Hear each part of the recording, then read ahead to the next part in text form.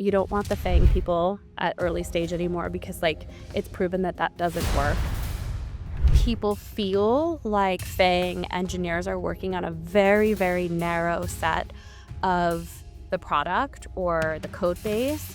When you're coming to a seed stage company or a series, you are building the product. You need the scrappy startup people.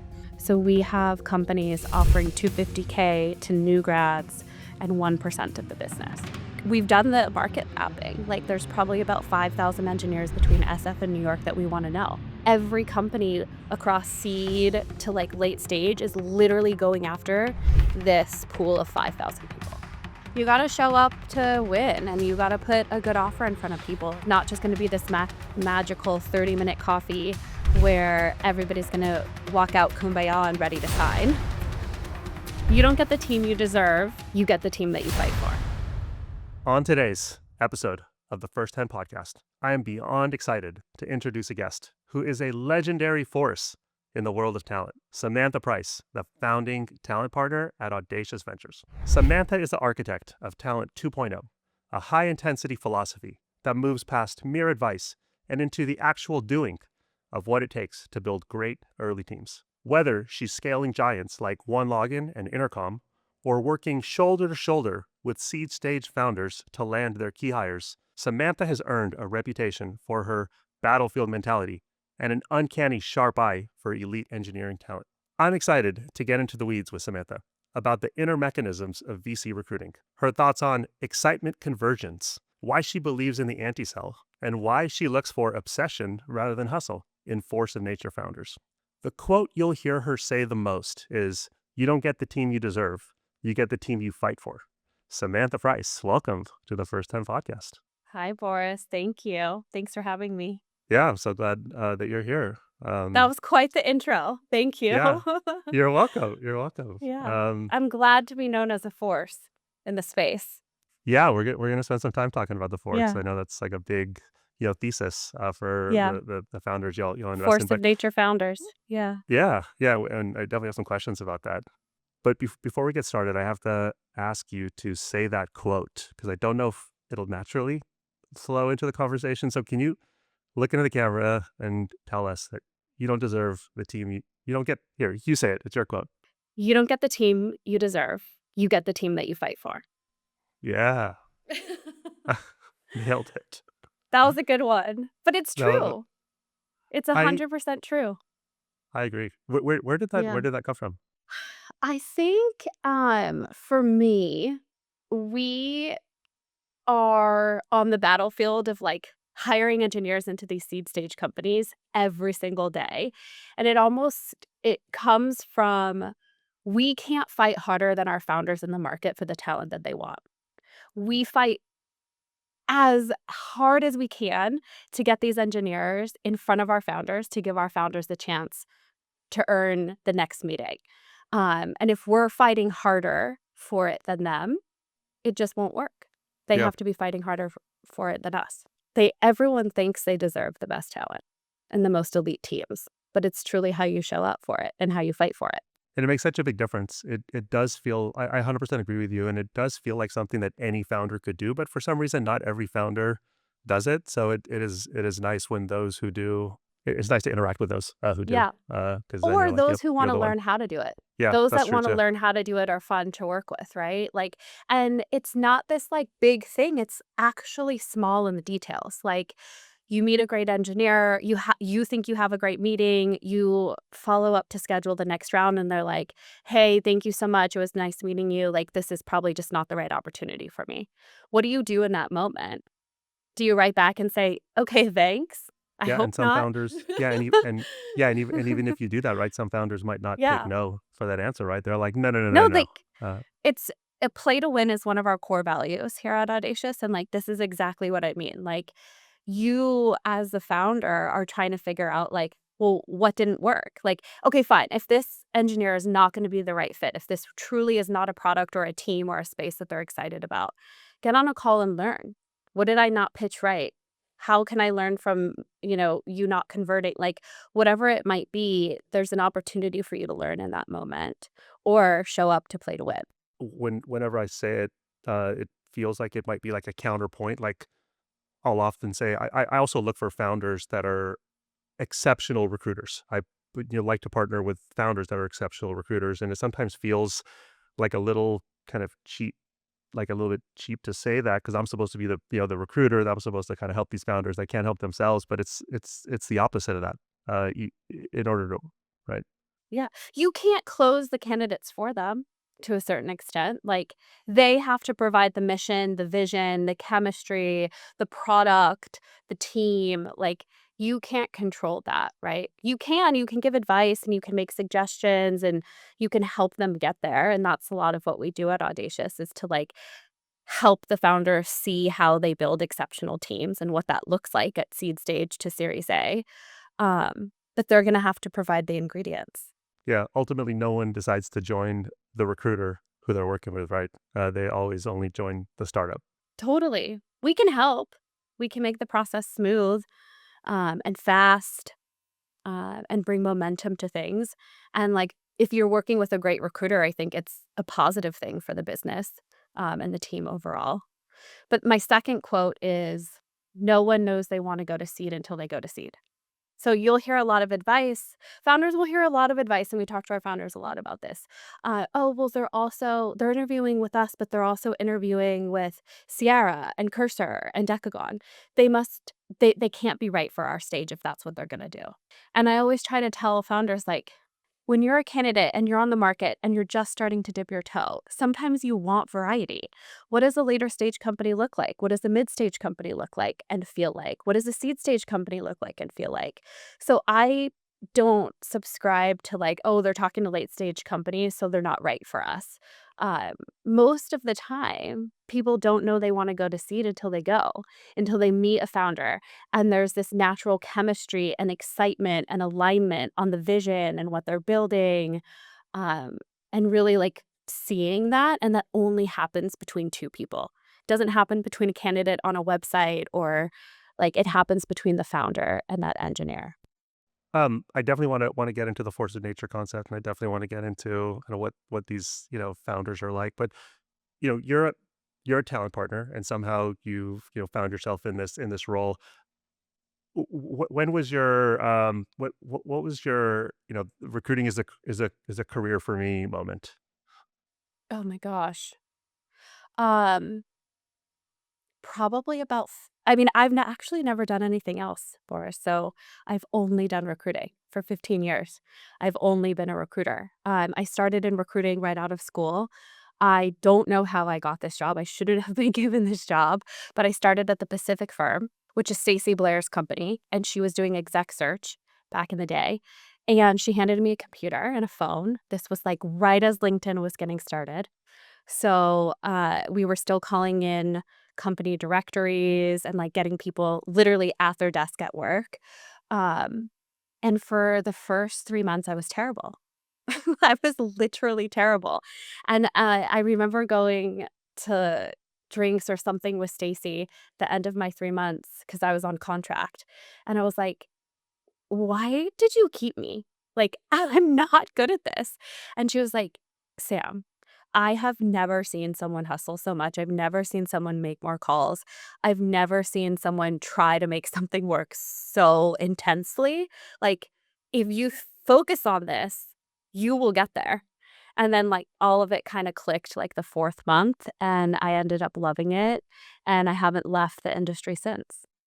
Yeah, that's incredible. I found that I don't know why recruiting isn't a more publicized industry. Maybe now it is. Yeah, with people doing so well in tech recruiting and other careers, but it does seem like people fall into it by accident, and then you kind of realize you're good at it. Yeah, I mean, I've met, like, maybe literally a handful of people who knew they wanted it, and it's usually, like, their parents ran a search firm or there was, like, exposure to it. Um, but they don't teach it in school, and it is an extremely lucrative career path. So I'm surprised more people don't wanna do it. And it is one of those things, and it sounds like you hit on one of them where like someone who's destined to be good at recruiting, like the worst training can't mess it up, and then the best training can't help someone who doesn't really have it.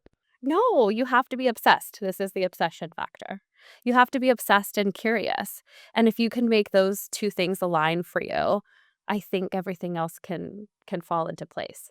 maybe a little bit of IQ too. But those A three little, things maybe a well, little bit.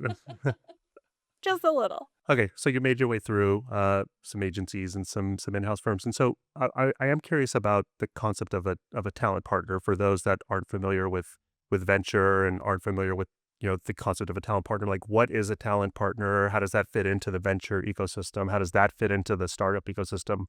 Okay, maybe looking at it from the lens of Audacious Ventures and like what we do here. So I got really excited about joining Audacious because Knuckle Mandan was leaving Lightspeed. He was a GP there, and he wanted to put talent at the center of his firm. And I had spoken to a lot of talent partners in the industry, um, and it almost feels like this ivory tower role. Like I'm I've built up my career over 20, 25 years. I'm going to go give advice to all of these startups now, and I'm going to be less of a doer. And I think that that's what a lot of talent partner roles are in venture. And I understand why.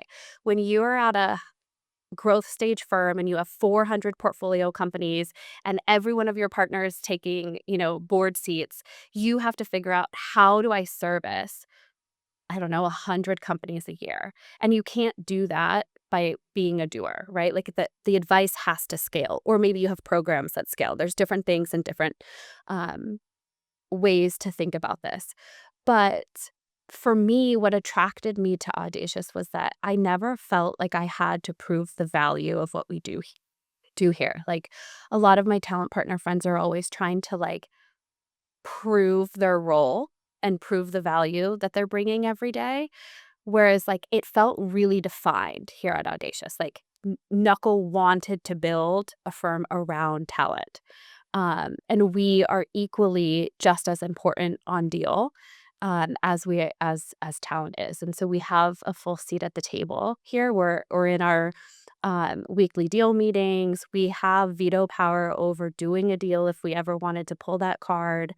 They look to us uh, to ask, how are our founders doing? How are they performing on hiring? Like, should we put more in at the Series A? Should we not? Like, should we pull an SPV together and do way more than we are looked at not as like a prove your worth, but actually the pillar of why I think founders choose Audacious because of our recruiting. Fascinating. So, Yeah. okay, venture firm invests in early startups. Audacious, do you invest in a certain stage of startup primarily? Yeah, so we do seed and we do like pre-seed and seed. So we usually say it's two founders when we meet them and their idea, and working with Audacious can get you to your first 20 hires. Okay. And you said talent is at the epicenter of the thesis. So I love that because I can like I can't unsee talent from a startup. Like, that's all I could kind of see when I look at a startup, and it seems like such a kind of obvious thing to do, to look at a company from the lens of talent, but it maybe is not as common in the venture industry. Like, what does it mean for talent to be at the epicenter of the fund or of the investing thesis? Like, what are you looking at, or what's kind of thought about from that lens? So from a venture standpoint, right? Like, we don't necessarily we believe there's a gap in the market. So you have smaller funds at seed, like maybe it's a $50 million fund, solo GP, but no platform. Meaning you get that VC's advice and maybe some access here or there, but you probably outgrow that, right? Or you raise from a growth stage firm that's reaching down into seed for deal flow. So you can raise from one of the big guys, you get the brand, but you don't really unlock the resources of those later stage like growth stage firms until you prove yourself, until you prove you can get to your Series A. And then I think those resources unlock for you. And so we believe there's a gap at seed where there's really no platform play today.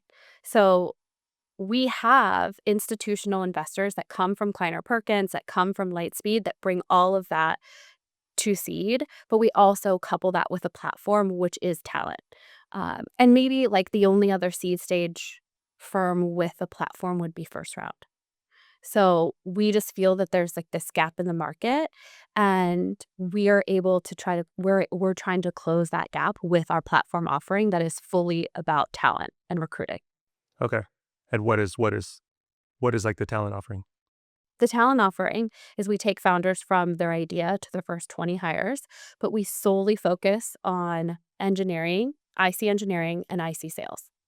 So typically what it looks like is we close the deal, we meet the founders, we do our onboarding, and then we get straight to work at helping them build out their engineering team. We don't say that the entire engineering team gets built by Audacious, but a good portion of your hires should come from Audacious. So if you're hiring 5 engineers, you usually hire at least 2 or 3 from us, right? If you're hiring 10, maybe you hire 3 to 4. And then they usually go off and build, right? Like this, they're at the idea stage. They get to some customers, they get to some revenue, and then once we're there, that's when we kind of parachute in with our IC sales program.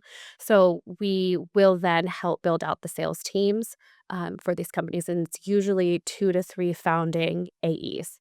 I love that because, to your earlier point, so many venture firms it's common for venture firms to have talent partners because talent is so important to the startup value prop.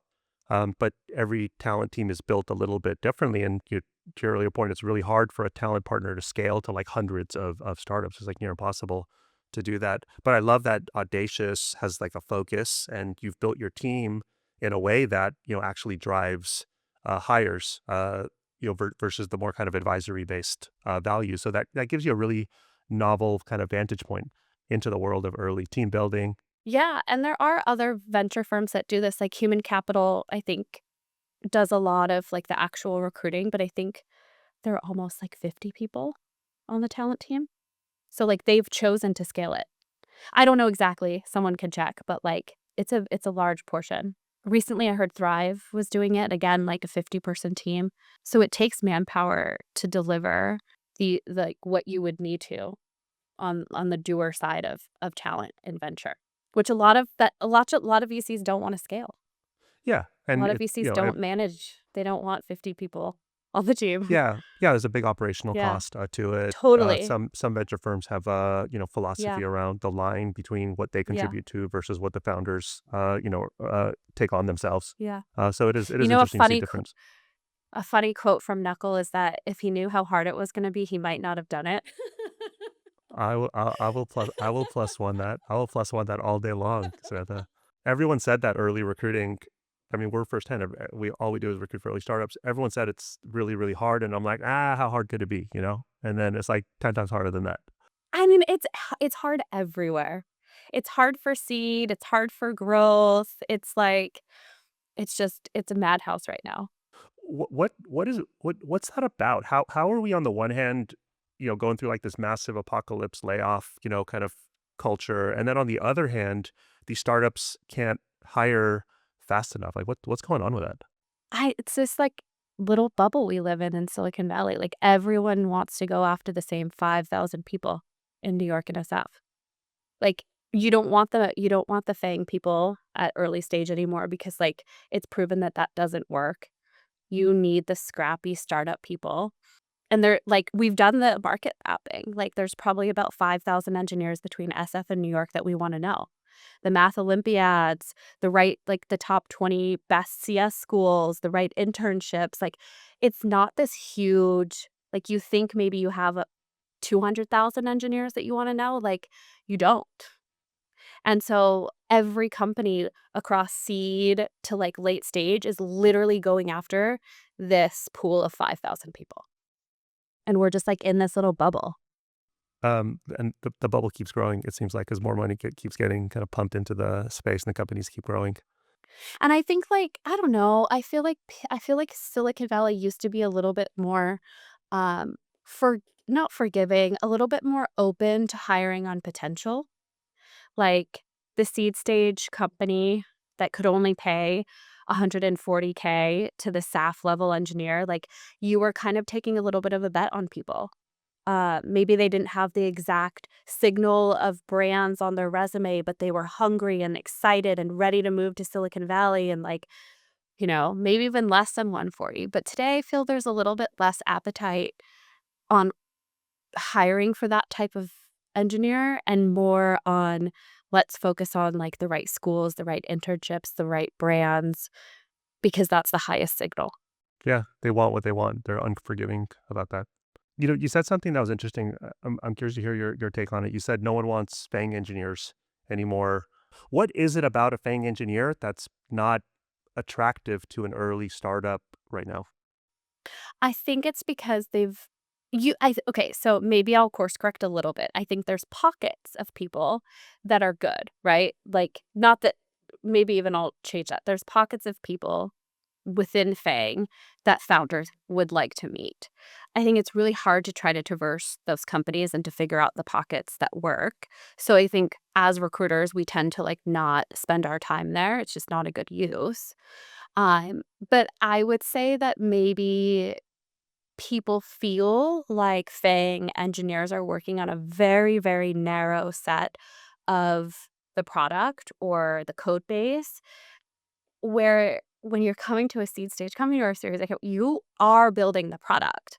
And so there's not a lot of that like 0 to 1 experience or not enough exposure um, of depth that you need to be strong for seed. But I do think that if you're a seed stage company and you're a founder and you get a referral into someone or you have someone in your network that you know that you trust, go for it. I see that happen.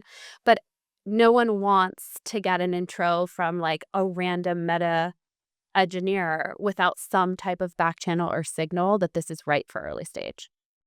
What so okay, so you work with force of nature founders, and these force of nature founders have this very kind of specific view of who they're looking for. What is a force of nature founder? What are these people like? And then who are they looking for in building their teams?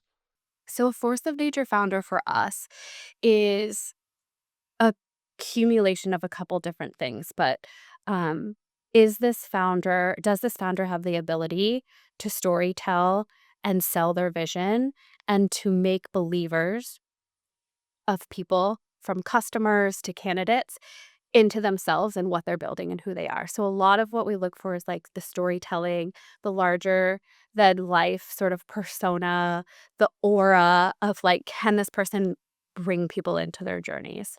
And get people excited about it? Can they build believers in themselves and the company? We look at whether like this founder has grit, like are they going to persevere through dark days? Are they going to quit when it gets hard? Like, is this the right person to bring this company to scale all the way through an IPO, right? Like in venture, we don't look for like $200 million outcomes. We don't look for $500 million outcomes. We look for $1 billion plus, maybe it is a little bit larger than that now, $5 billion plus outcomes because of all the math, like the math has to math. And so, like, are these the right founders to do that? Do they have the grit? Do they have the tenacity? Do they have the relentlessness in them? Do they play to win? Do they show up? Do they not take no for an answer? Like, a lot of this is determined in 2 days to a week of getting to know these founders. But a lot of it is like, are they just breaking down walls? Like, do we believe that these people can just make impossible things happen? That's sort of our force of nature definition. And I would say that, like, out of a few things, we're not gonna get 100% from every single founder. And so we have to say, like, "Okay, this is the right founder for the right market with the right storytelling," but, like, maybe there's something that we'll need to make sure, like, we help them with, or, like, we'll probably get 3 out of 4, but making concessions on what we're getting into with these founders. And then so okay, so you get, a founder or two to you and then you fund them. And then what are these founders, looking for in building their team? Like what's like the kind of perfect early engineer, makeup for these force of nature founders? It can be a little bit different, but I think the most requests that we get is early stage, new grad to 5 years of experience, full stack engineer with some exposure to building AI. That's sort of like the archetype. And mostly SF New York is what we're seeing right now. And what are those people like? Are those people working at AI startups right now? Are they building side projects? Are they like kind of, just kind They're of, in super into Yeah, startups? Like what are those they're people like? super into startups. They've had good internships. They're ready to like come and work full time somewhere. So sometimes we'll get people that will either drop out. Like we're getting a lot of dropouts right now to come into early stage companies from like top programs. Um, or taking a leave of absence. So some of that is happening on like the junior early career side of things. Um, we're finding a lot of people that have like hit their 1-year cliff at some of the labs and are ready to go like build and get 1% of the company and like really see what Silicon Valley is like. And then we're getting people that are a little bit more tenured, that like 3 to 4 year engineer that's hit their cliff, that's really ready to think about what's the next step. And a lot of people or a lot of engineers now want to see what it's like to be at an early stage company because they have aspirations to do it. So like, okay, cool. I got the Waterloo undergrad. I did the intern at Stripe and I spent 3 years at Ramp. Like, I want to start a company and now I want to go see what that's like for about a year or two and then probably start something. And that's the like on target kind of, prototype of archetype of person that is attracted to and that these founders want. A lot of we get a lot of requests for ex-quants. Oh, interesting. Okay. Yeah, a lot of Mhm. talent in that quant pool. And what I've understood is that, with the young kids, it's like, go build, go be at a quant firm for 2 or 3 years, make 700K a year, stack it all up, and then come to Silicon Valley. Get your savings, get that all ready, and then come. Whereas, like, I think, um, I don't know, it just depends on the person, but, like, that's sort of the go build up a little bit of a savings and then come in to Silicon Valley. Yeah, I could see that. I could see either working. It's interesting that you're starting to see flow from people leaving school early. That means you have connects to the universities, and I believe that. I mean, people are sitting there looking at a 4-year future, and they're like, "Dude, ChatGPT was like launched 4 years ago. Like, I can go do a lot more important things than sit here in class, right?" Yeah. Yeah. We have a lot of founders that are dropouts too. What schools do you see? Uh, MIT, Yale, Harvard. Like they're not just dropping out at like Chico State. They're yeah, like no, no, dropping it's out gotta of be like top universities. Yeah.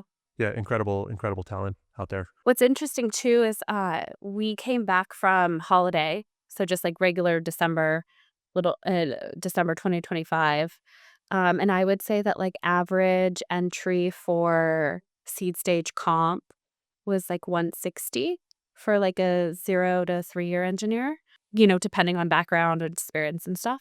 And then about 180 for staff, maybe 220, depending on like how much the company had raised at seed. Um, and we saw it increase 55% into January.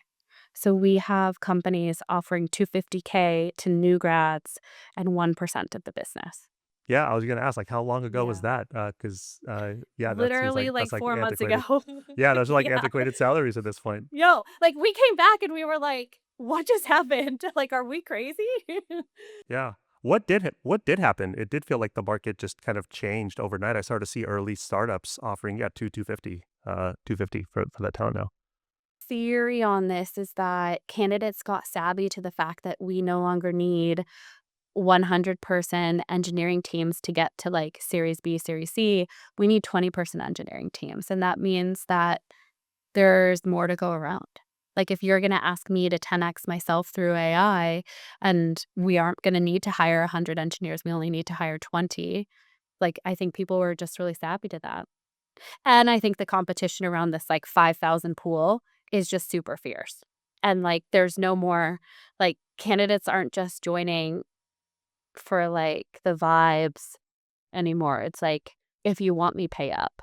I always wonder where things like this come from because it did happen in a very short amount of time. We started as usually we would see seed startups that raised in the tens of millions and maybe even up to 50 million, $100 million or a startups that would pay in the 250 to 300K range. But then we would see seed startups pay 250 and then upwards of even higher than 1%.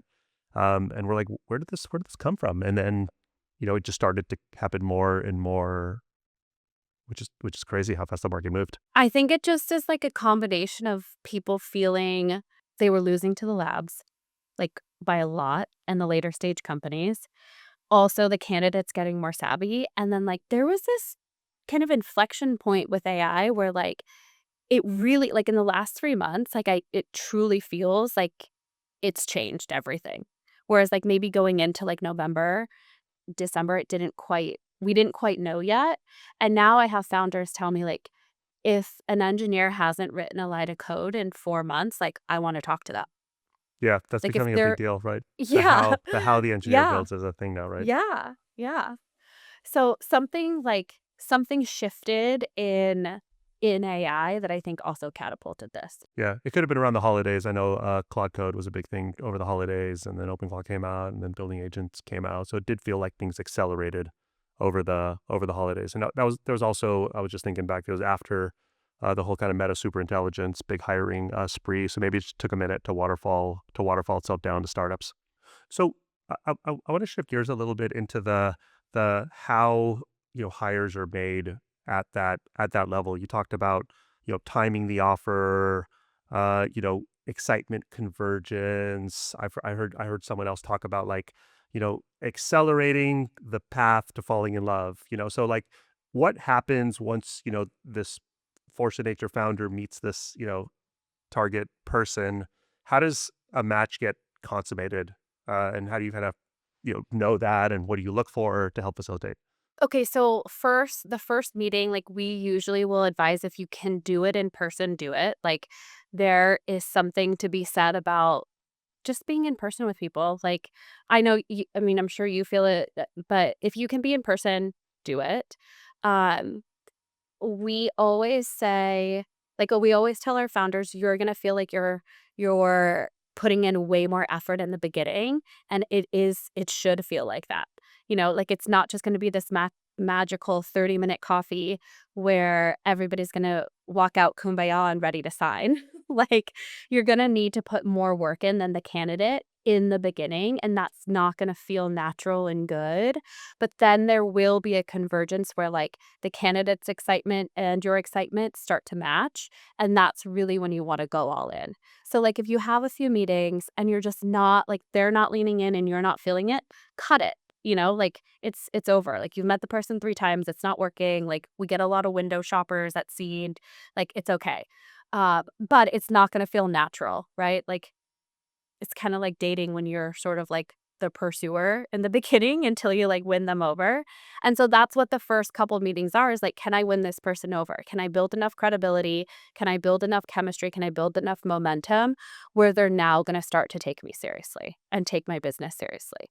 And so once that happens and we try to design an interview process that feels really organic and natural. So, like, we tell our founders, like, "If you are having a good meeting, at the end of that meeting, pull up your calendar and book the next one." Like, don't wait 2 days to send an email, like a regular interview process. Like, this is seed stage. We are fighting for our lives. Like, you have to make it feel really organic, really conversational, and, like, you have to start to converge that momentum, with the candidate. And you have to be really good at EQ. You kinda have to know, like, this person's leaning in, this person's not. You have to ask the right questions, and you have to get an understanding of where someone's at. Because we've had founders after 2 or 3 meetings make offers that get declined because the candidate was nowhere near ready. Like, they hadn't even, like, dating analogy, like, they've not even told their parents about you.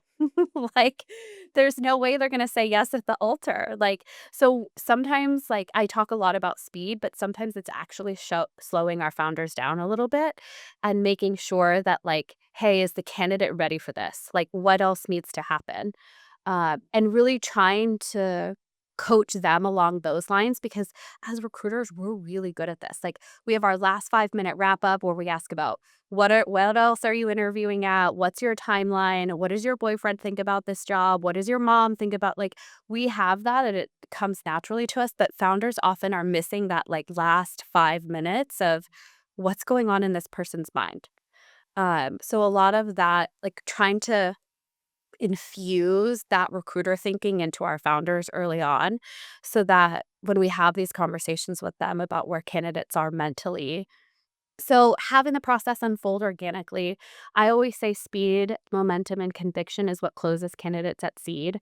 We're seeing, like, late stage companies be able to turn around offers in a week, 2 weeks. Like, they're moving quick too, and we also have to move very quickly. And I think that that's what we have. Like, we have our conviction, we have the speed, we have the momentum. Like, we have to keep that going. Everything dies at seed. Like, you have a great couple meetings and then the candidate doesn't hear back from you for 6 days. That's death at our stage. Like, it's literally death. We try to infuse a lot of, like, urgency in the candidate pipeline, but making sure that we match that with the candidate's vibes too, right? Like, if we know this person's a little bit more shy about seed or not quite sure yet, like, we'll try to match that, as well. So we don't wanna, like, go all in and love bomb people either. We wanna try to find that right balance between things. And then what else do we do? Look, like, you gotta show up to win and you gotta put a good offer in front of people. And so, like, I have founders that will sometimes try to, like, well, this person's gonna negotiate, so, like, let's go in low. And I'm like, no. Like, you're gonna turn this person off. You're gonna show you don't value them. You're gonna show that there's no respect between the two of you if you go in that low. Like, you just have to go in where you should and, like, use the other things around you to help close. Yeah, I love that. That's such a good, I like everything that you just said for the last few minutes is such a good kind of like sneak peek into the world of what it's like at early stage. So, to founders who are building but maybe not embracing these strategies, like, make some notes because this is what great competition sounds like. And then to engineers who are interested in early stage, this is kind of how it goes. And so also, start to kind of, get your mindset wrapped around the concept of, this is the kind of early startup, world. What else do we do? Putting a good offer, not I don't think, like, you lose someone for 10K, candidly. Like, it's so hard out there. Like, I don't think we lose someone for 10 or 20K. Like, I think you kinda try to figure it out, whether it's a sign-on or waterfall equity. Like, there's different things we can do.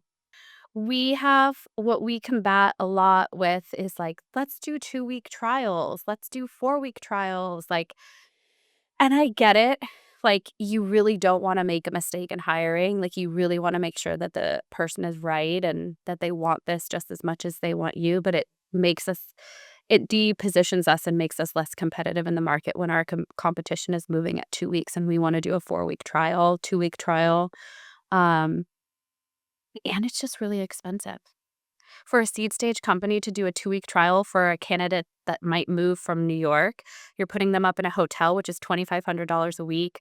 You're paying for their Ubers, you're paying for their food, you're paying for their time. Like, we had a portfolio company that at the end of their 2-week work trials was spending 15 grand and getting to not no hire.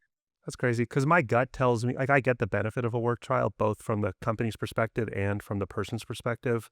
But if you press that founder, they probably knew on day 1 or 2 whether or not they were gonna hire the person or not, and then they kinda just spent all this time validating it. So, like, I'd much rather prioritize, like, a 2-day like a 2-day super tight, uh, trial, and then make a call. The other thing that I see happen when you do these work trials, if it's 2 days or 2 weeks, is you rely less on building your recruiting muscle and you rely more on these work trials. Which maybe you could maybe argue one or the other, like, maybe actually relying more on the work trial is a good thing. I feel that what it does is it just opens up to, "Let's just put them through the work trial. Let's just put them through the work trial." But I think that that's a tax on your team, and that's a tax on you. Like, if you do a 2-week work trial, not only are you trying to figure out if these people are good, but you have to put forward the brand and the perception that these people also wanna work for you. And so, like, I don't know how much work you're actually getting done in that 2 weeks because you're having to think, like, "Is this person enjoying their time here? Is my office lively enough? Do we have a good energy flow today? Let's go to dinner. Let's do all these things." So, like, I don't think you, when you're running these, are as productive as you can be. And so I think that it can become quite taxing on a team to have 2-week or even, like, weekend work trials where you have 2 or 3 people coming every single weekend. Like, that's really precious time that you're taking away from your engineers building the product. Maybe we'll see an end or a shortening of work trials, as we look into the future. I just think you shouldn't be, like, iffy about someone and then put them through the trial. If you're iffy about someone, get on another Zoom, do another coffee, and you should fully be excited about that person going into a work trial. Because then I just feel you're wasting time and you're using it as, like, a crutch. for poor recruiting, muscle. So, okay, so you talked about, the massive shift in the market just in the last few months. If we look forward to the rest of 2026, there's a lot of, crazy stuff going on in the startup market and, big tech and all the crazy stuff being built in the world. Like, what's your prediction for the rest of the year? What does the world have in store for us, Samantha? In Tell this us, tell us what's industry. going down. Oh my gosh. I don't know. I think seed stage companies are still going to be going after this 5,000 pool. I don't think that's going to change. I think the quality bar is only going to increase. I think that candidates are going to get really savvy to the fact that like solo founders who only need 10 engineers to get to a late stage company. And so I think comp is going to continue to increase. I think equity is probably going to continue to increase as well. Um, I think that later stage companies that have kind of run through the 5,000 are going to now have to revisit, and they're going to care more about their candidate experience. And if that hasn't gone well, I think they're going to try to clean that up, right? Like your silver medalists, your third in place, like we're going to have to like circle back through a lot of the pipeline that we didn't pay attention to in the pursuit of this like 0.001% person, when we said no to the 0.01% person. And so I think candidate experience is going to get really important. I think that we're going to have to figure out this like 996 thing. Like as a VC, I love it. Sure, like go work 24 hours, 7 days a week, all of that. But I think that there's going to be a little bit of a toll on the employees and the people and like how we all make it work. And I see later stage companies now or hyper growth scalers that are now pulling back to 3 days a week or making exceptions. And we'll have to sort of figure that part out, because I think junior candidates are into it. But the staff levels, management, like, I don't know how long they're gonna do, 7 days a week in office, 6 days a week in office. Like, there's families and there's things. Yeah, I think we're gonna have to solve that. Like, the burnout culture is real, and they say burnout isn't real and that it's when you're not obsessed or you're not excited. And I think burnout actually happens when you have like impossible goals laid out in front of you and you don't see a really great path in phases. And so I think it more comes from, yeah, let's have these really hard, unachievable goals, but you have to break it down in consumable phases for your team. Otherwise, it just feels impossible, and people aren't going to be excited about that journey. Yeah, I feel like it has to be tied to a mission. Like there has to be a reason you're doing 996. It can't just be because you have nothing else to do and you're all young and like to work together. Like that's cool, but you have to be building towards something that's important and putting in that kind of effort because it's important. I mean, the paradox of this and the irony of all of it is that at early stage, I see, for better or worse, I see women with children get DQ'd from a pipeline. Um, I see I see even parents get DQ'd from pipelines at early Oh stage. yeah, Like there's a ton of they ageism, right? I mean, it's there's a super. ton of But that. but Yeah. then but the interesting part is on the other side of that, like when we're working with later stage companies and we're putting in the CRO, or we're putting in the CMO, I've seen founders DQ executives who have also not grown in their personal lives. So single, non-married, childless.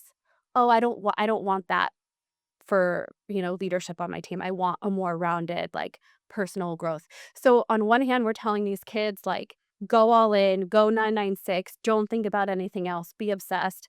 But then on the other side, like when you become an executive, you better show that you have personal growth too, and that someone wanted to marry you. So that's like the irony and the paradox I think that we are putting out there for these kids. Samantha, thank you so much for joining us on this podcast. I loved hearing your stories, and I know that engineers and founders out there are going to really benefit from, getting a little sneak peek into the world of early startup hiring. It's such a fascinating place to be living. So, Samantha, where can people reach you? What should their first note to you be when they reach out? Oh, I'm on LinkedIn.